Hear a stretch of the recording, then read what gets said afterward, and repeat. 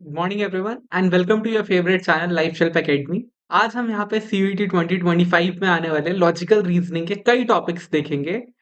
Syllogism, logical connectives and course of action. I am Anmol Jha and are you ready to score 800 on 800 in CUET? Then let's get started. सबसे पहले हम start करने वाले हैं आज की इस वीडियो को सिलोजिज्म के साथ। सिलोजिज्म का मतलब क्या होता है? A syllogism is a deductive argument relating to premises and a conclusion, all of which are quantified proposition, that is propositions joining concepts by using words such as some and all. I know ये बहुत ज्यादा technical हो गया definition, I know this is way too much technical. अगर मैं आपको simple terms में बताऊं तो ये क्वेश्चन आपको ऐसे देखने को मिलते हैं। All cats are dogs, all dogs are mice. Let suppose आपको कुछ ऐसा क्वेश्चन देखने को मिलता है। तो अब वो यहाँ पे क्या कह रहे हैं, अब डेफिनेशन को अब ब्रेक डाउन करते हैं। It's a deductive argument. आपको इन दोनों स्टेटमेंट्स को पढ़ के कोई एक कंक्लूजन निकालना है। ठीक है, वन कंक्लूजन। आपको इन दोनों स्टेटमेंट्स को पढ़ के क्या निकालना है? कंक्लूजन निकालना है। ठीक है, तो जब हम किसी भी दो स्टेटमेंट्स को पढ़ के कंक्लूजन निकालते हैं तो उसे हम क्या कहते हैं? डिडक्टिव आर्ग्यूमेंट कहते हैं। रिलेटिंग टू प्रीमाइसेस, यहाँ पे प्रीमाइसेस ये हो गए statement one and statement two, and conclusion. Conclusion हमें यहाँ पे आगे देखने को मिलेगा। All of which are quantified proposition. सबके सब क्या होंगे? क्वांटिफाइड होंगे। क्वांटिफाइड का मतलब क्या है कि आपको कुछ ना कुछ नंबर्स की बात की जाएगी। नंबर्स की बात कैसे? जैसे यहाँ पे क्या यूज किया जा रहा है? All cats are dogs. हो सकता था आपको लिख के दे दे सम कैट्स आर डॉग्स। तो ये सम जो है, ये ऑल जो है, ये सब क्या है? ये सब क्वांटिफाइबल वर्ड्स हैं। आप क्वांटिफाई करने के लिए यूज किया जाता है। ऑल, सम, फ्यू, ऐसे काफी सारे वर्ड्स हैं जो हम आगे चल के पढ़ेंगे। ठीक है, तो ओवरऑल इस पूरे के पूरे डेफिनेशन का मतलब क्या हुआ? Syllogism is a deductive argument. मतलब हमें दो या दो से ज्यादा स्टेटमेंट्स मिलेंगे, उससे हमें कुछ कंक्लूजन्स निकालना है, जिसमें कि हर एक स्टेटमेंट क्वांटिफाइड होगा with the help of words like some or all. Okay, deductive logic is used to derive conclusion from premises where the truth of the conclusion must always be contained in the truth of the premises. बहुत अच्छी line लिखी हुई है ये। इसका मतलब क्या है कि जो भी आप कंक्लूजन डिराइव करोगे उससे जो फाइनल मतलब निकल रहा है वो मतलब आपके इनिशियल स्टेटमेंट्स के अंदर भी होना चाहिए। मतलब आप कोई नई कहानी नहीं बना रहे हो, you are just connecting the dots कि दो स्टेटमेंट में क्या बात कही गई है, उन दोनों को साथ में जोड़ के देखेंगे तो हमें क्या स्टेटमेंट, मतलब क्या कंक्लूजन हमें मिलेगा, हम उसकी बात करेंगे। हमें इतने टेक्निकल डेफिनेशंस के अंदर घुसने की जरूरत नहीं। All we have to do is solve questions. तो जब हम क्वेश्चंस पे जाएंगे आपको ये और अच्छे से समझ आएगा। एक बार देखते हैं डिडक्टिव लॉजिक का भी मतलब यहाँ पे देख लेते हैं। Deductive logic is that when a specific conclusion is derived from a set of general statements. जैसे कि मैंने पहले कहा, आप एक कंक्लूजन निकालते हो based on some general statements. ठीक है, जैसे यहाँ पे एग्जांपल हमने दिया हुआ है। एग्जांपल क्या है हमारे पास? All mammals have lungs, all mammals have lungs. Okay, cow is a mammal. तो इन दोनों स्टेटमेंट्स को जब हम जोड़ते हैं कि सारे के सारे मैमल्स के पास लंग्स हैं and cow is a mammal, तो काउ के पास भी लंग्स होंगे, तो कंक्लूजन यही आया, काउ हैज लंग्स। तो हमने क्या किया? इन दोनों स्टेटमेंट्स को लिया, दोनों को जोड़ा और हमने देखा कि इससे क्या कंक्लूजन निकलता है। तो जो ट्रूथ है वो सेम रहेगा। मतलब इस स्टेटमेंट, इन दोनों स्टेटमेंट से जो बात निकल रही है वही बात आपको यहाँ पे भी मिलेगी। ठीक है, ओके, लेट्स मूव फॉरवर्ड। अब कुछ some specific type of statements देखते हैं जो कि आपको क्वेश्चंस में देखने को मिलेगा। जब आप क्वेश्चंस कर रहे होगे सिलोजिज्म के तो आपको ऐसे स्टेटमेंट्स देखने को मिलेंगे। देखते हैं सबसे पहले all A are B, all A are B. अच्छा, अब जब भी आप सिलोजिज्म के क्वेश्चन करोगे ना, so there is one very important thing that you should know, that is Venn diagram. Venn diagram आपको बनाना आना चाहिए। Venn diagram is very simple. आप क्या करते हो इसमें? आप एक सर्कल या फिर किसी भी शेप की मदद से आप एक ऑब्जेक्ट को डिफाइन करते हो। जैसे फॉर एग्जांपल, मुझे अगर डॉग्स के पूरे पॉपुलेशन को बताना है तो मैंने यहाँ पे ये सर्कल बना दिया। ये डॉग्स, ये सब के सब हमारे क्या हो गए? ये सब के सब डॉग्स हो गए। एंड अगर हमें मैमल्स बनाना है तो मैमल्स के लिए हमें यहाँ पे एक बड़ा सर्कल ड्रॉ करना पड़ेगा। ठीक है, मैमल्स, मैमल्स में आपके और भी मैमल्स आ जाएंगे, फॉर एग्जांपल काउ या फिर कैट्स जो भी हैं। तो वो सब ऐसे यहाँ छोटे छोटे सर्कल्स में, कैट्स, काउज, वो सब ऐसे छोटे छोटे सर्कल में रहेंगे। तो when diagram is graphical pictorial representation of these kind of statements. Okay, तो यहाँ पे देखते हैं ऑल ए आर बी। इसकी दो पॉसिबिलिटीज है हमारे पास, या तो सबसेट या फिर इक्वल सेट बन सकता है। ठीक है, ऑल ए आर बी, तो जितने भी ए हैं वो सबके सब किस में आएंगे? वो सब के सब बी के अंदर आएंगे। अब आप स्टेटमेंट पढ़ो, ऑल ए आर बी, सारे के सारे जो ए हैं, ए ये वाले जो ऑब्जेक्ट हैं, ये सब के सब क्या बी के अंदर आ रहे हैं? बिल्कुल आ रहे हैं। तो ऑल ए आर बी हमारा यहाँ पे फुलफिल हो गया। अब इसकी एक और पॉसिबिलिटी क्या है? This is case number one. Case number two क्या बन सकता है? ऑल ए आर बी में हम यही सर्कल अगर दोबारा बना दें, अगर हम इसे ए कर दें और इसी के ऊपर हम एक दूसरा सर्कल इसको ओवरलैप करते हुए बना दें, थोड़ा सा ऊपर नीचे हो गया, बट अगर ओवरलैप करते हुए बना दें तो भी तो हम कह सकते हैं कि यही सर्कल बी है और यही सर्कल ए है, तो ऑल ए आर बी, है ना? तो इस तरीके से हमारे पास दो केसेस बनते हैं। आपको वेन डायग्राम बहुत अच्छे से इसके लिए बनाना आना चाहिए। ठीक है, हम पूरा स्क्रैच से सीखेंगे अभी कि वेन डायग्राम्स को कैसे बनाते हैं। नो ए इज बी, कोई भी जो ए है वो बी का पार्ट नहीं है। तो हम इस तरीके से इसका डायग्राम बना देते हैं कि ए जो है, ए और बी के बीच कोई भी कनेक्शन नहीं, हम यहाँ पे क्रॉस कर देते हैं कि कोई भी ए जो है वो कभी भी बी हो ही नहीं सकता। ठीक है, कोई भी जो ए है वो बी कभी हो ही नहीं सकता। ओके, तीसरा क्या है? सम ए आर बी, इसके दो पॉसिबिलिटीज होते हैं हमारे पास। ठीक है, some A are B, some A are B के लिए सबसे पहले हमारे पास ये आ जाता है, कुछ जो ए हैं वो बी का भी पार्ट है, ये इंटरसेक्शन वाली चीज आ गई। और जो है हमारे पास सबसेट, सबसेट के तौर पे भी हम इसे बना सकते हैं। ठीक है, जैसे ये रहा। तो let suppose some A are B. अब देखो जो ए है, I think I should write on this side, मुझे इधर लिखना चाहिए, वहां पे शायद वो कवर हो जाए। यहाँ पे लिखता है सबसेट कैसे बनेगा, ये बन सकता है सम ए आर बी, जो ए है वो बी के अंदर भी आ रहा है, जो ए है वो बी के अंदर भी आ रहा है। तो इस तरीके से करके हम सबसेट वाले तरीके से भी इस डायग्राम को बना सकते हैं। आगे बढ़ते हैं। अब इंपॉर्टेंट टिप्स क्या है इन क्वेश्चंस को सॉल्व करने के लिए? हमें क्या आना चाहिए, क्या मालूम होना चाहिए, अब उसके बारे में देखते हैं। Different words used for some cats are dogs, अगर इस तरीके से आपके पास स्टेटमेंट दिया है सम कैट्स आर डॉग्स, अगर आपके पास कुछ इस तरीके से स्टेटमेंट दिया है, तो इस स्टेटमेंट की जगह क्या क्या आ सकता है? सम की जगह वो इसको किस किस से रिप्लेस कर सकता है? फ्यू, एटलीस्ट, सम, सेल्डम, रेयरली, ये सारे वर्ड्स का यूज किया जा सकता है। और ये सारे वर्ड्स का मतलब क्या है? ये सारे वर्ड्स का मतलब है सम।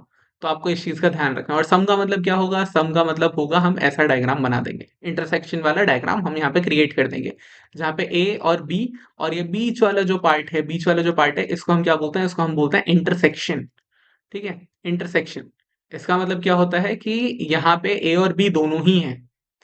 फॉर एग्जाम्पल आप अगर यहाँ पे देखो कि किसी स्टूडेंट ने क्या मैथ्स लिया है, मैथ्स के स्टूडेंट इस साइड आ जाएंगे और यहाँ पे लेट सपोज आपके फिजिक्स के स्टूडेंट्स आ गए, तो कुछ तो बीच में ऐसे स्टूडेंट्स होंगे ना जिन्होंने दोनों मैथ्स और फिजिक्स लिया होगा, तो मैथ्स और फिजिक्स वाले स्टूडेंट्स आपके यहाँ पे आ जाएंगे इंटरसेक्शन वाले पार्ट में। Got it? Okay, concept of only a few, second point पे आता है। फर्स्ट पॉइंट आई होप आप सबको क्लियर हो गया होगा कि सम की जगह बहुत सारे वर्ड्स यूज हो सकते हैं। सेकंड पॉइंट पे आता है concept of only a few. पढ़ते हैं इसको। Example, only a few A are B, only a few A are B, this means only some A are B and some A are not B. यहाँ पे इसका मतलब क्या है कि कुछ जो ए हैं, कुछ जो ए हैं वो बी हैं, बिल्कुल हैं, पर इससे ये भी आप कंक्लूड कर सकते हो कि कुछ जो ए है, ये वाला पार्ट, लेट सपोज ये बी नहीं है, ये बी नहीं है। Only a few A are B, सिर्फ कुछ ही ए ऐसे हैं जो बी का भी पार्ट है। ठीक है, तो इससे हमें खुद ब खुद समझ आ जाता है कि कुछ ऐसा भी पार्ट जरूर होना चाहिए जो कि बी नहीं है, without even stating that explicitly, मतलब आपको अलग से नहीं बता रहा, फिर भी आपको वो चीज समझ आनी चाहिए। Here we can conclude that some A are not B, yes, but we cannot conclude some B are not A because we don't know how much part of B is inside A. B may not be completely inside A. अब ये ज्यादा technical हो रहा है, इसको जब हम question करेंगे उस टाइम पे बहुत अच्छे से समझेंगे। अभी तब तक के लिए मैं आपको बता देता हूँ कि हम ये तो कह रहे हैं कि we can conclude that some A are not B, जो हमने यहाँ पे बात की, ये वाला जो ए है ये वाला बी का पार्ट नहीं है। But we can not conclude that some B are not A, हम ये नहीं कह सकते कि कुछ बी ऐसा है जो कि ए का पार्ट नहीं है। I know this sounds very interesting. कैसे? कि ओके, ये बना दो आप, ये लो ए और बी। अब आप देखो सारे के सारे बी जो है वो ए के अंदर है, बट क्या हर एक ए का पार्ट जो है वो बी के अंदर है? नहीं है।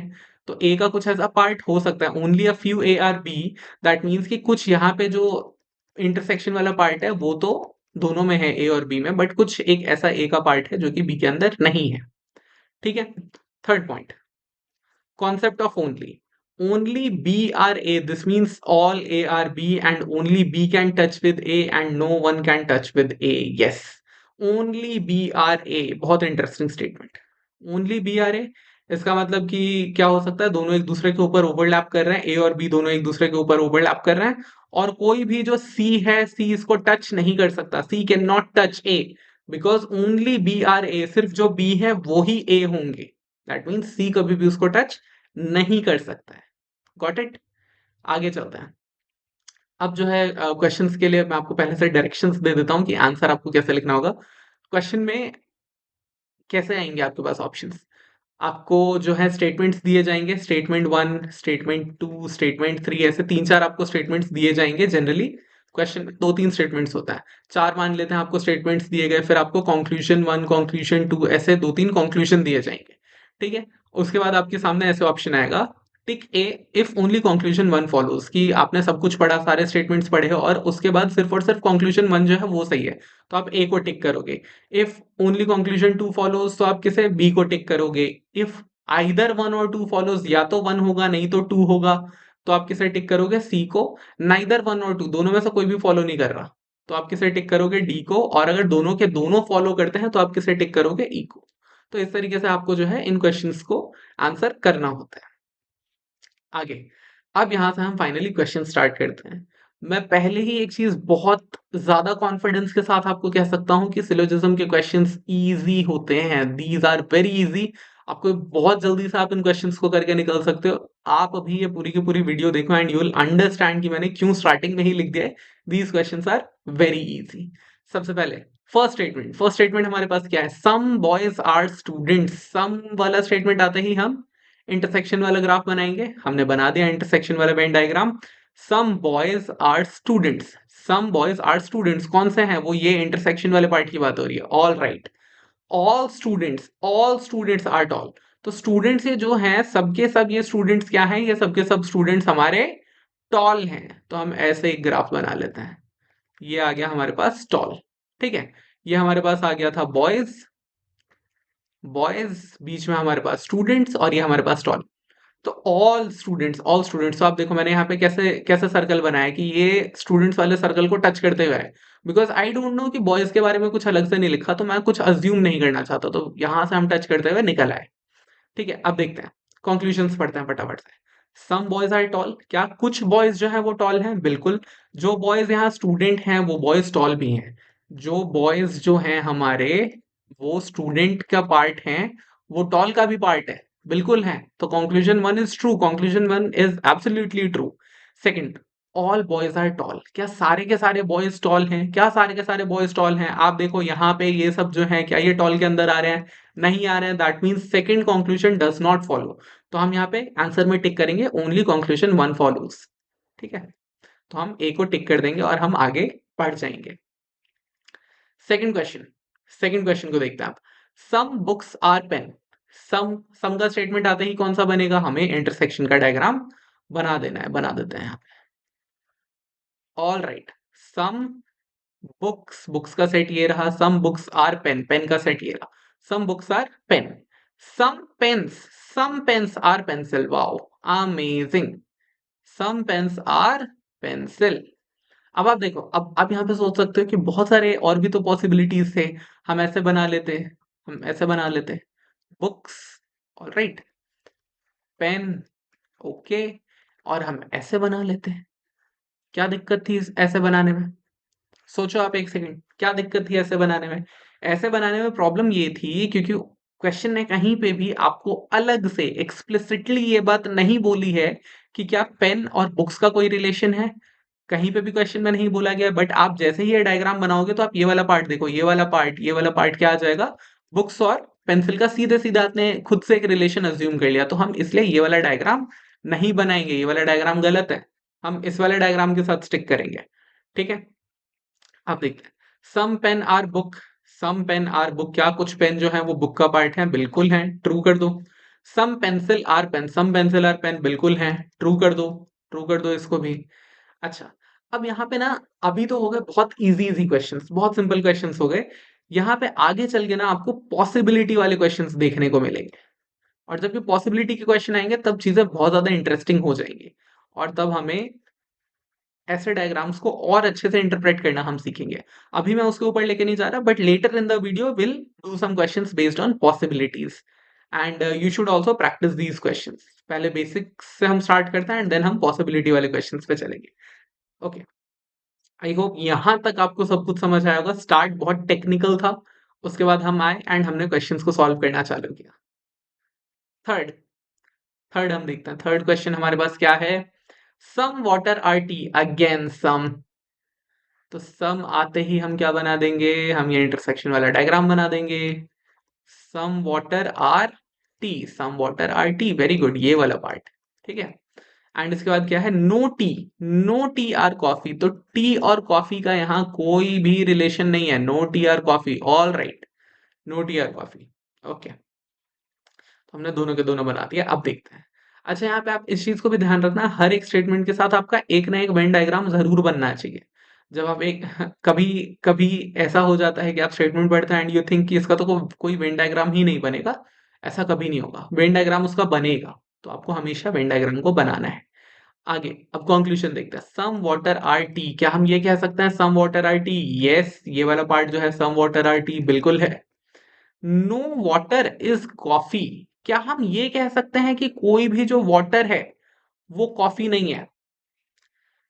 क्या हम ये कह सकते हैं नो वाटर इज कॉफी? अब आप सोचो, कैन यू से दिस विद 100% सर्टेनिटी? 100% सर्टेनिटी के साथ आप ये बात कह सकते हो कि वाटर का कोई भी जो है वो पार्ट कॉफी में नहीं आएगा? No, we can not say this, we can not say this. No water is coffee, this is a possibility. अब मैं आपको एक बात बताता हूँ ये कैसे बनता है डायग्राम। अब ये बहुत इंटरेस्टिंग क्वेश्चन बना है यहाँ पे हमारे पास। अगर जैसे हमने पहले वाटर बनाया, हमने यहाँ पे टी बनाया, और कॉफी और उसका रिलेशन देने के लिए हम यहाँ पे ऐसे भी तो डायग्राम एक बना सकते थे। मे बी यहाँ पे ऐसे टच होते हुए एक डायग्राम हम बना सकते थे। ठीक है, ऐसे। इन दोनों का रिलेशन नहीं है, टी एंड कॉफी का रिलेशन नहीं है, बट क्या उसने कॉफी और वाटर के रिलेशन के बारे में कुछ भी बोला है? कुछ भी बोला है कि कॉफी वाटर हो सकता है या कॉफी वाटर नहीं हो सकता? ऐसा कुछ भी नहीं बोला। कुछ भी नहीं बोला तो हम अज्यूम नहीं करेंगे, हम इसे करेंगे क्रॉस टिक और हम आगे बढ़ जाएंगे। ठीक है, आप इस पॉइंट को बहुत अच्छे से बहुत आराम से समझो। अगर वो मुझे यहाँ पे कह देता कि no, no water is coffee, अगर वो चीज ये मुझे यहाँ पे स्पेसिफाई कर देता, नो वाटर इज कॉफी या फिर सम वाटर इज कॉफी, तभी मैं वाटर और कॉफी के रिलेशनशिप के बारे में सोचता कि कुछ रिलेशन हो सकता है। बट सिंस मुझे कुछ भी नहीं बोला है, question is silent about this, so when the question is silent about this, मैं कुछ भी अजम्पशन नहीं ले सकता। तो मैं यहाँ पे क्या करूंगा, मैं इसे क्रॉस टिक ही करूंगा। ठीक है, अच्छा, यहाँ पे अगर अगर ये सेकंड कंक्लूजन आपको ऐसे दिया होता, no water is coffee, no water is coffee is a possibility, no water is coffee is a possibility, अगर आपको ये दिया होता no water is coffee is a possibility, कि शायद कोई एक ऐसा केस हो जिसमें नो वाटर इज कॉफी हो सकता है, तब हम कहते हैं यस, हमने ये जो डायग्राम बनाया इसमें हो तो रहा है कॉफी और वाटर का कोई भी रिलेशन नहीं है, तो हम इसे सही कह देते हैं। तो जब भी, अब आप इस चीज को बहुत ध्यान से समझना, जब भी आपको क्वेश्चन के बारे में, मतलब ऑब्जेक्ट्स के बारे में कोई रिलेशन ना दिया हो, देन डोंट अज्यूम एनीथिंग, आप उसको सीधा सीधा क्रॉस आउट कर दो। हमें वाटर और कॉफी का कोई रिलेशन नहीं बताया, क्रॉस आउट, हम नहीं मानेंगे, कुछ भी नहीं मानेंगे इनके बारे में। बट अगर वही क्वेश्चन में वो ऐड कर दे इज अ पॉसिबिलिटी, तो फिर हमें अपने डायग्राम की तरफ जाना चाहिए और देखना चाहिए कि क्या सच में ये हो रहा है, क्या कोई ऐसी पॉसिबिलिटी है जिसमें ये दोनों साथ नहीं होंगे। ठीक है, ओके, नेक्स्ट क्वेश्चन देखते हैं। ये वाला क्वेश्चन इजी था, हमने इसमें पॉसिबिलिटी की चीज को डाल के थोड़ा सा टिपिकल बनाया है। सो नेक्स्ट क्वेश्चन देखते हैं। All seeds are hot, all seeds, all seeds are hot. तो यहाँ पे सीड्स जो हैं, all seeds are hot, all right, all seeds are hot. All belts are hot, तो ऑल बेल्ट्स, तो बेल्ट को भी यहाँ पे बना देते हैं, बेल्ट भी जो हमारे यहीं पे आ जाएगा। तो all, all seeds are hot, all belts are hot, हमने दोनों के दोनों बना दिए। Okay, some seats are belt, क्या सम सीट्स आर बेल्ट इसके बारे में कहीं पे भी आपको बोला गया है कि सीट और बेल्ट आपस में साथ हो सकते हैं? क्या क्वेश्चन ने कहीं पे भी बोला है? नहीं बोला, तो हम इसे करेंगे सीधा क्रॉस टिक। नहीं बताया गया हमें, हमें कुछ नहीं बोला गया सीट और बेल्ट के बारे में, तो हम क्रॉस टिक कर देंगे। All hot are either seats और बेल्ट, सब के सब जो हॉट हैं वो या तो सीट का पार्ट है या बेल्ट का पार्ट है। बिल्कुल नहीं, हमें ऐसा भी नहीं कहा गया, हमें ऐसा भी नहीं कहा गया, तो इसमें हम दोनों को क्रॉस टिक कर देंगे एंड हमारा आंसर हो जाएगा neither. Neither of the conclusion follows, दोनों में से कोई सा कंक्लूजन फॉलो नहीं करता। Okay, done. Next question, next question देखते हैं। All alloys, all alloys are balls, तो all alloys are balls. Okay, no balls are cats, कोई भी जो बॉल है वो कैट नहीं है। Okay, some cats are dogs, some cats are dogs. All right, हमारा डायग्राम रेडी है। ठीक है, अब आप देखो यहाँ पे तीन स्टेटमेंट्स आने चालू हो गए। तीन स्टेटमेंट्स आए, वैसे ही हमारे तीन डायग्राम बन गए। सम अलॉयज आर कैट्स, क्या हम ये कह सकते हैं कि कुछ जो यहाँ पे ये अलॉयज है, डबल एल है ये, all some alloys are cats, क्या कुछ अलॉय का ऐसा पार्ट हो सकता है जो कि कैट में जाए? क्या अलॉय का कुछ ऐसा पार्ट हो सकता है जो कैट में जाए? आप सोचो, सारे के सारे अलॉय जो हैं वो बॉल्स हैं और बॉल्स कैट हो ही नहीं सकते। दैट मीन्स अलॉयज भी कैट नहीं हो सकते, तो cross. Some balls are dogs, क्या कुछ बॉल ऐसे हैं जो कि डॉग हो सकते हैं? तो बॉल और डॉग के बारे में तो हमें कुछ बोला ही नहीं है, तो जैसे ही कुछ भी नहीं बोलेगा हम क्या करेंगे, हम क्रॉस टिक करेंगे, हम आगे बढ़ जाएंगे क्वेश्चन पे। जब बॉल और डॉग के बारे में कुछ नहीं बोला तो हम क्रॉस टिक करेंगे and will move forward. Okay, sixth question यहाँ पे देखते हैं। सिक्स्थ क्वेश्चन हमारे पास आ चुका है। Some cats are dogs, some cats are dogs. All right, some cats are dogs हमने बना दिया।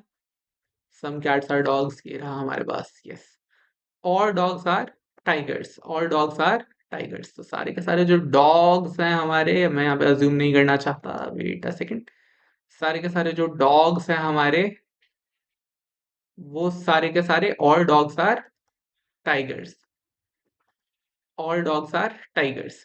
सम tigers are zebra, some tigers are zebra. ठीक है, ये रहा। Some cats being zebra is a possibility, some cats being zebra is a possibility, क्या ये हो सकता है? अब हमें इसके बारे में सोचना है। Some cats are dogs, all dogs are tigers, some tigers are zebra. तो अब आप सोचो, जो डॉग वाला पार्ट हमारे पास टाइगर में आ रहा है, आप ध्यान से समझना, जो डॉग्स वाला पार्ट हमारा टाइगर में आ रहा है और यही टाइगर वाला पार्ट जो ज़ेब्रा में जा रहा है, ठीक है? कुछ कैट्स का पार्ट किसमें है? डॉग में है। वही डॉग का पार्ट किसमें है? टाइगर में है। और वही टाइगर का पार्ट कहाँ है? ज़ेब्रा में है। तो ये तो हो सकता है, this is a possibility, this is definitely a possibility. तो हम इसे राइट टिक करेंगे कि यस, पॉसिबल तो है, पॉसिबल तो बिल्कुल है। All zebra being dogs is a possibility, all zebra being dogs. क्या सारे के सारे ज़ेब्रा डॉग्स के अंदर आ सकते हैं क्या? अब इसे देखते हैं। तो कुछ जो है ज़ेब्रा का part, some zebra are tigers, तो यहाँ पे जो ज़ेब्रा है वो टाइगर्स का पार्ट है। अगर सारे के सारे ज़ेब्रा यहाँ पे चले जाएंगे तो क्वेश्चन क्या बन जाएगा? ऑल ज़ेब्राज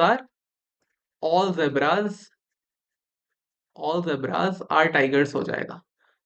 ठीक है, अगर ज़ेब्रा यहाँ पे अंदर चला गया तो हम इसे कह देंगे all zebras being dogs is a possibility.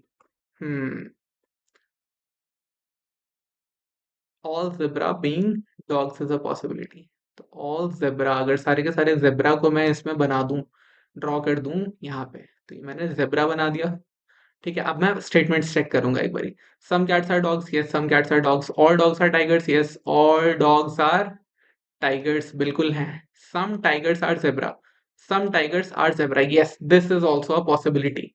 अब आप देखो यहाँ पे मैंने क्या किया, ऐसे क्वेश्चन में जब भी आपको कोई टिपिकल क्वेश्चन मिले एंड पॉसिबिलिटी का क्वेश्चन मिले, आपको ना समझ आए क्या करना है, then then redraw redraw the diagram, then draw the diagram and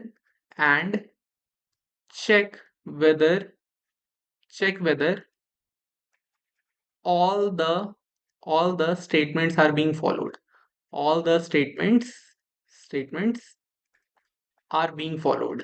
ठीक है, आपको क्या करना है, आपको ये देखना है कि मैंने देखो अभी मैंने इस क्वेश्चन में क्या किया, मैंने दोबारा से बनाया। ठीक है, मैं एक बार बता देता हूँ यहाँ पे साइड में मैंने क्या किया इस वाले क्वेश्चन में। ये पॉसिबिलिटी का क्वेश्चन है, इसके लिए मैं इस क्वेश्चन पे इतना टाइम ले रहा हूँ आपके साथ, बिकॉज इजी इजी तो हमने 4-5 क्वेश्चन कर लिए, अब पॉसिबिलिटी का क्वेश्चन है तो इसमें हमें टाइम देना चाहिए। ओके, तो मैंने क्या किया, मैंने पहले बेसिक डायग्राम बनाया।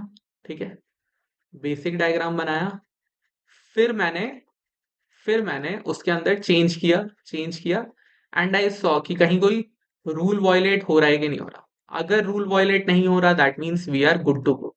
रूल वायलेशन आपको चेक करना है। ठीक है, और अगर कोई भी रूल वायलेट नहीं हो रहा then we are good to go, हम उसे एक्सेप्ट कर सकते हैं। तो यहाँ पे क्या हुआ, यहाँ पे जैसे ही हमने जो है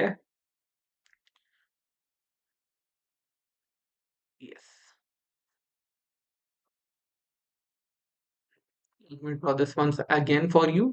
ठीक है, मैं वापस से सेकंड टाइम आपके लिए ये वाला क्वेश्चन कर रहा हूँ अभी, ताकि जिसको भी थोड़ा भी डाउट हो कि मैंने वहां पे कैसे सॉल्व किया वो समझ जाए। तो आप देखो, some cats are dogs, yes, some cats are dogs, all dogs are tigers, तो all dogs are tigers। Okay, some tigers are zebra, some tigers are zebra, तो हमने पहले ये बनाया था। ठीक है, फिर फर्स्ट पार्ट हमने सॉल्व किया, सेकंड पार्ट पे हम गए तो उसने क्या कहा, all zebra being dogs is a possibility. That means वो कह रहा है कि सारे के सारे जेब्रा यहाँ नहीं, सारे के सारे जेब्रा यहाँ हैं, क्या ये हो सकता है, क्या ये हो सकता है। तो मैंने इसे ड्रॉ कर दिया, मैंने कहा अब मैं जरा जरा स्टेटमेंट चेक करता हूँ। Some cats are dogs, yes some cats are dogs, true. All dogs are tigers, yes all dogs are tiger, true.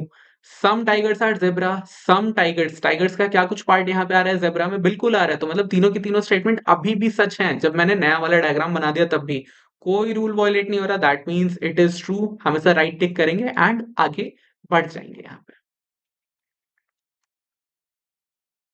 Okay, तो फिर यहाँ पे नेक्स्ट क्वेश्चन पे आता है, ऑल जैन आर फेब, तो ऑल जैन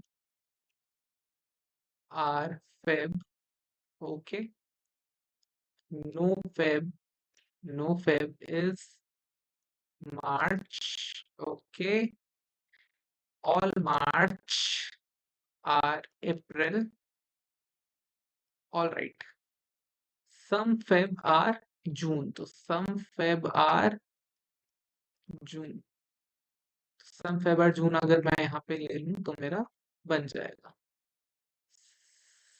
yes, अगर इसको अब हम जून नाम दे देता है, ठीक है। कंक्लूजन्स क्या है, all June can be Jain, all June can be Jain, क्या ये हो सकता है अगर मैं जून को जैन के अंदर बना दूं, तो सम फेब आर जून, यस बिल्कुल हो सकता है। ठीक है, कैसे हो सकता है, अगर मैं यहाँ पे ऐसे जून बना दूं तो some June are, but some June are Jain, ये बात उसने कहीं पे भी बोली नहीं है एक्सप्लिसिटली, तो जब तक उसने बोला नहीं है तब तक मैं अज्यूम नहीं करूंगा। ठीक है, अब देखो यही होता है, अभी उसने बोला नहीं है ना जून और जैन का कोई रिलेशन, तो मैं ये अज्यूम नहीं करूंगा। ठीक है, तो इसे हम गलत कह देंगे, सम अप्रैल आर जून, क्या कुछ अप्रैल जो है वो जून हो सकता है, ये भी नहीं बोले, तो हम इसे भी अज्यूम नहीं करेंगे, हम दोनों को कट कर देंगे। ठीक है, simple mantra, never assume anything, never assume anything. अगर यही पॉसिबिलिटी का क्वेश्चन होता तो मैं अंदर बना के देखता। ठीक है, बट पॉसिबिलिटी का क्वेश्चन नहीं है, उन्होंने सीधा सीधा बोला, तो सीधा सीधा तो आपने मुझे जैन और जून का कुछ बोला ही नहीं, कोई रिलेशन तो कट करो ना, आपने मुझे जून और अप्रैल का कुछ रिलेशन बोला है तो हम उसे भी कट कर देंगे। तो इस तरीके से ये वाला क्वेश्चन भी जो है आपका सॉल्व हो जाएगा। नेक्स्ट देखते हैं, all grills are arrow, all all grills all grills are arrow, okay, all right, some hat some hat are grills, तो some hat are grills, ठीक है, और some cell are arrow, तो some cell are arrow। ठीक है, इस तरीके से बना दिया हमने, चलेगा। some cell are definitely not grills, क्या कुछ ऐसे सेल हैं जो कि डेफिनेटली हम कह सकते हैं कि ग्रिल नहीं है? कौन सा वाला सेल होगा? सम सेल आर एरो, तो जो सेल एरो नहीं है, ठीक है, some cell are arrow then some cell are not arrow as well. तो जो एरो नहीं है वो ग्रिल नहीं होगा। Yes. And some hat can never be arrow, some hat can never be arrow, ये भी हम कह सकते हैं क्या?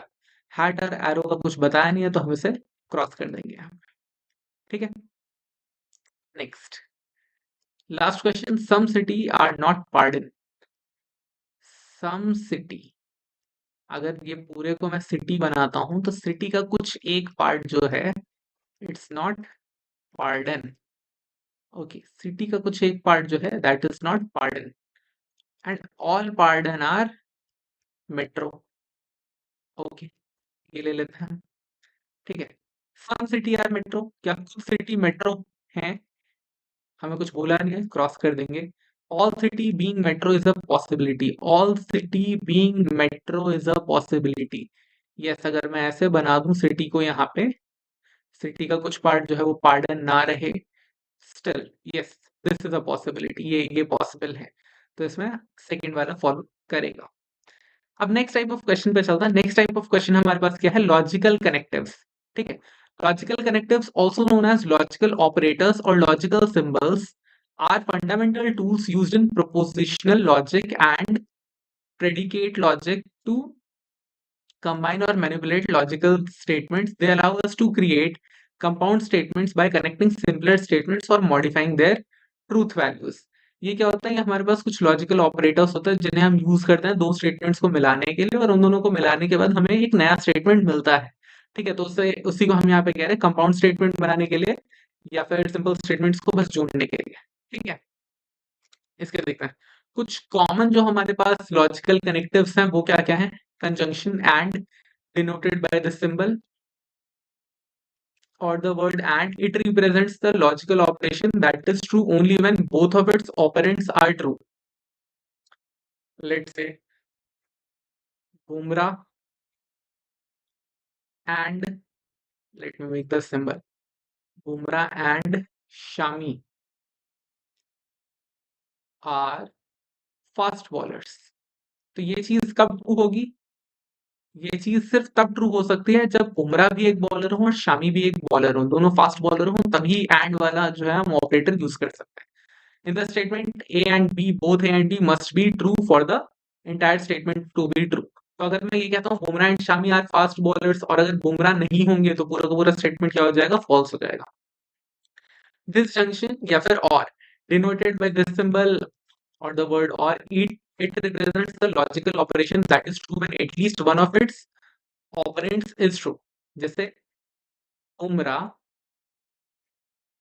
और Kohli, Kohli is a bowler, या तो बुमराह बॉलर हो जाए, या तो बुमराह बॉलर हो जाए, नहीं तो कोहली बॉलर हो जाए, दोनों में से एक भी जैसे ही बॉलर होगा वैसे ही क्या हो जाएगा? हमारा ये ट्रू हो जाएगा यहाँ पे। नेक्स्ट देखते हैं negation, not denoted by this symbol और the word not, it represents the logical operation that negates the truth value of a statement. If A is true, then A not is false. If A is false, then A not is true. ठीक है, जैसे Bumrah is not a batsman, ठीक है। तो मैंने यहाँ पे क्या किया? मैंने क्या किया यहाँ पे? A is if A is true, जैसे if A is true, then A not is false. A not क्या होगा? Bumrah is a batsman. A not क्या होगा? ये अगर मेरे पास A है तो A not क्या होगा मेरे पास? Bumrah is a batsman which is false, ठीक है। ये सारी चीजें बहुत ज्यादा इजी हैं, बहुत ज्यादा कॉमन सेंस बेस्ड क्वेश्चंस हैं ये। मैं जस्ट अभी आपको वर्ड्स का एक तरीके से मतलब बता, एंड का मतलब बताया, और का मतलब बताया, अभी नॉट का मतलब, ठीक है। अब नेक्स्ट हम देखते हैं। ओके, एक यहाँ पे और है हमारे पास इफ देन। इफ देन के लिए हम क्या यूज करते हैं? Denoted by the symbol this और द वर्ड implies, और if then it represents logical operation that asserts a relationship between two statements. In the statement A to B, A implies meaning that if A is true, then B must also be true. If A is true then B must also be true. ठीक है, अब हम और भी एक और last हमारे पास जो एक और लॉजिकल कनेक्टिव है वो ये रहा, that is biconditional denoted by the symbol और the phrase if and only if it represents a logical operation that operates that indicates that two statements are logically equivalent. In the statement a to b, a is true if and only if b is true। ठीक है, तो जब भी आपको ऐसे statements मिलेंगे कि जहां पे a is true if and only if and only if b is true, मतलब a के सही होने के लिए जरूरी है, बहुत ज्यादा जरूरी है कि b सही हो, तभी a सही हो सकता है। ठीक है, ओके, कुछ क्वेश्चंस देख लेते हैं इस पे बेस्ड। अब बड़े सिंपल सिंपल से हमारे पास कुछ क्वेश्चंस आने वाला है। It is Noon only if the clock strikes 12। दोपहर कब होगी, नून कब होगा, नून होगा ओनली इफ क्लॉक स्ट्राइक्स 12। ठीक है, तो 6 hours have elapsed since the last time the clock struck 12। कोई मतलब नहीं बनता हमारे लिए। द क्लॉक, अब आप देखो यहाँ पे कौन सा कनेक्टर यूज किया उन्होंने, ओनली इफ वाला कनेक्टर यूज किया। हमें इस स्टेटमेंट को दो पार्ट में ब्रेक करना है जो ये इनिशियली थे। द क्लॉक हैज स्ट्रक 12, बिल्कुल। इट इज नॉट नून, गलत। इट इज नून, अगर आप देखो, अगर आप इस ओनली इफ को हटा दो तो आपके पास इट इज नून ये रहा, द क्लॉक स्ट्राइक्स 12 ये रहा। तो आपने क्या किया, ऑपरेटर को रिमूव करके, इस क्वेश्चन में हमने क्या किया, हमने ऑपरेटर को रिमूव करके ओरिजिनल स्टेटमेंट्स निकाले। ठीक है, ऑपरेटर रिमूव करके ओरिजिनल जो स्टेटमेंट्स थे हमने वो निकाले हैं। ठीक है, very easy question, very easy type of question. ठीक है, तो हमारे पास इसका आंसर क्या होगा, B and D. Okay, option में यहाँ पे नहीं है, हम खुद से लिख देते हैं फिर, B and D is the right answer. Next देखते हैं, identify the conclusion which follows from the premises given below। कौन सा कंक्लूजन आएगा, ठीक है, if you do not eat well you will not be healthy, if you will not be healthy then you will fall sick, if you fall sick you will need to see a doctor। वो क्या कह रहा है, if you don't eat you won't, मतलब don't eat you won't be healthy, आप नहीं खाओगे तो आप हेल्दी नहीं रहोगे, सही बात है। ठीक है, आप हेल्दी नहीं रहोगे मतलब आप बीमार पड़ जाओगे, मतलब आप सिक हो जाओगे, इल हो जाओगे, कुछ भी कह लो। और अगर आप सिक हो गए तो आपको किसके पास जाना पड़ेगा, डॉक्टर के पास जाना पड़ेगा। तो अब हमें इन सब का क्या निकालना है, हमें इन सब का कंक्लूजन निकालना है। हमें सेलेक्ट करना है कि इनका कंक्लूजन क्या होगा। You eat well then you will need to see a doctor, बिल्कुल गलत। You do not eat well you do not need to see a doctor, बिल्कुल गलत। You do not need to see a doctor then you are eating well, yes. अगर आपको doctor के पास जाने की जरूरत नहीं है, अगर आपको यहाँ जाने की जरूरत नहीं है, that means you are doing this right. इस पूरे के पूरे लॉजिकल कनेक्शन को हम इस तरीके से देखेंगे कि अगर डॉक्टर के पास आप, अगर आप खाना ठीक से नहीं खाते तो आपको डॉक्टर के पास जाना पड़ेगा, और अगर आप डॉक्टर के पास नहीं जाते दैट मीन्स आप खाना ठीक से खा रहे हो। हमने क्या किया, हमने पूरे के पूरे चेन को, लॉजिकल कनेक्टिव को पूरे को हमने एक साथ जोड़ा, और उसके बाद हमने कनेक्शन निकाल के आंसर दिया यहाँ। ठीक है, नेक्स्ट देखते हैं course of action. Course of action के क्वेश्चन कैसे होते हैं, in statement and course of action a situation will be given as a statement and some probable course of action will be given in the context of that situation. Candidates will be asked to determine which of them should be followed based on the given statement or event. The given course of action will be true if it does solve. True कब होगा, if it does solve or reduce or minimize the problem and if it is a practical solution। Simple सा बताता हूँ, आपको जो है यहाँ पे स्टेटमेंट मिलेगा, ठीक है, और आपको जो है यहाँ पे कुछ एक्शंस मिलेंगे। आपसे पूछा जाएगा कि देखो ऐसा हो रहा है तो आप क्या करोगे, ठीक है, ऐसा आपसे सवाल पूछा जाएगा। If X is happening then what will you do, कुछ हो रहा है तो आप उसके बारे में क्या करोगे। Very easy type of questions. Question देखते हैं सबसे पहले, according to the news few terrorist are hiding inside an old building in Delhi. News के अकॉर्डिंग क्या हो रहा है, कुछ जो टेररिस्ट हैं वो छुपे हुए हैं कहाँ पे, दिल्ली के किसी पुरानी बिल्डिंग में। कोर्स ऑफ एक्शन हमारे पास दो हैं, हम क्या क्या कर सकते हैं, सबसे पहले government should send special forces to Delhi, बिल्कुल सही चीज है, करना चाहिए। अगर आतंकवादी घुस गए हैं तो आपको स्पेशल फोर्सेस को बुलाना चाहिए। दूसरा क्या है, government should offer them to shift to the outskirts of Delhi, ये ऑप्शन का मतलब क्या हुआ? गवर्नमेंट कह रही है आतंकवादियों को, नहीं नहीं आप जो है ना दिल्ली के बीचों बीच मत मत छुपो, आप ऐसा करो आप बाहर चलो, थोड़ा बाहर की तरफ छुप जाना है। क्या इसका कोई भी सेंस बनता है? क्या इसका कोई भी लॉजिक बनता है? It is not practical, it is not practical first of all, ठीक है। And second thing, it does not solve the problem, it does not solve the problem, it does not solve the, ठीक है।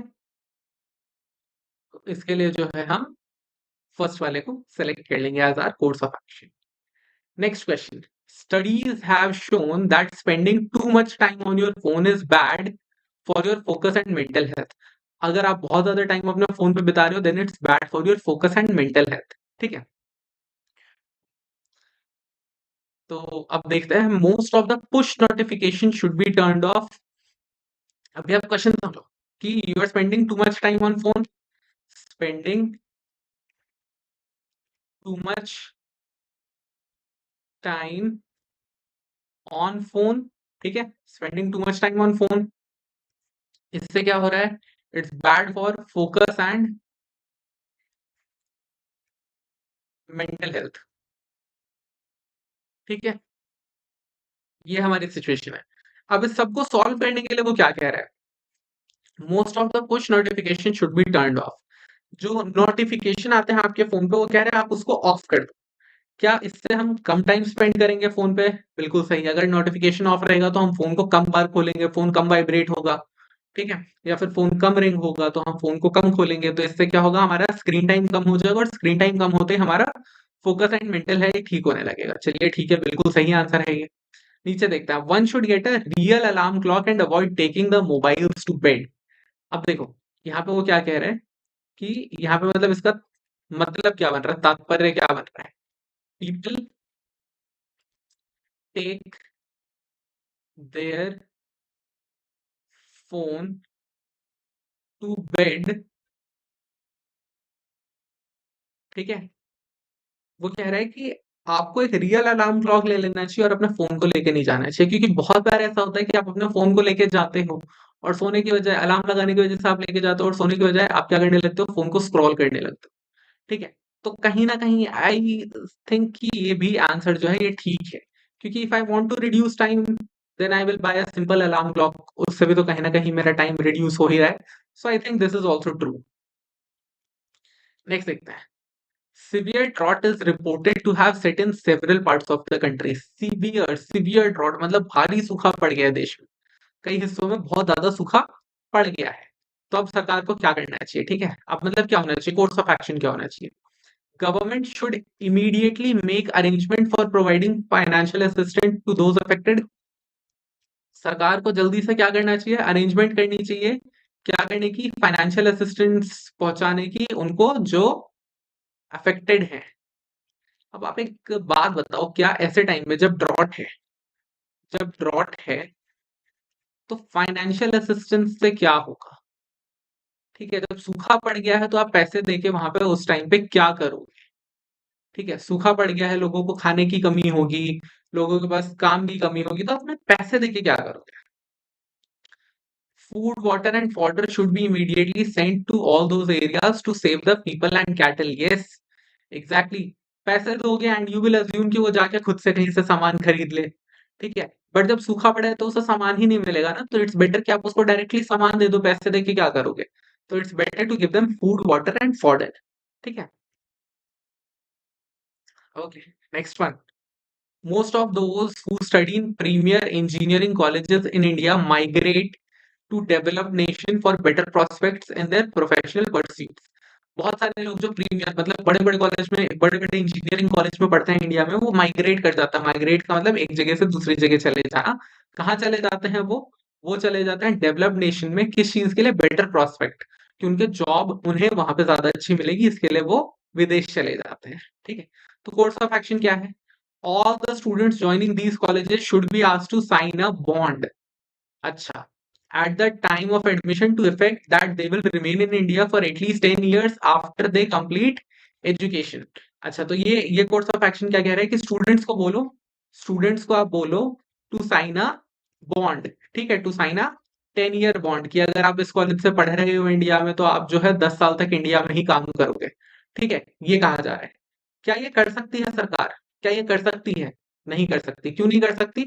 Because right to people have right to select where they want to work. ठीक है, तो आप उन्हें restrict नहीं कर सकते, तो sign a bond, that is not an option. Next है, all those students who desire to settle in the developed nation should be asked to pay entire cost of their education which government subsidizes. Yes, this is possible.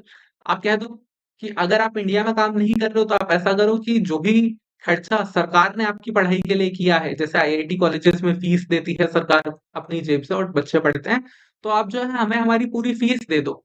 अगर आपको कहीं और जाके पैसे ही कमाने हैं तो आप हमें भी फीस दे दो हमारी। बिकॉज आईआईटीज या फिर ऐसे प्रीमियर इंजीनियरिंग कॉलेजेस का काम क्या है, ऐसे लोगों को रेडी करना जो कि देश को आगे बढ़ाए। ठीक है, बट अगर आप वहां पे पढ़ के बाहर जा रहे हो तो इससे अच्छा आप हमें हमारे पैसे ही दे दो। ठीक है, अब कुछ पास्ट ईयर क्वेश्चंस देखते हैं। पास्ट ईयर क्वेश्चंस हमारे पास क्या है? Read the given statement and conclusions carefully, assuming that the information given in the statements is true, even if it appears to be at variance with commonly known facts. Decide which of the given conclusions logically follows from the statements. All right. सबसे पहले क्या है हमारे पास statement? No keyboard is a mouse.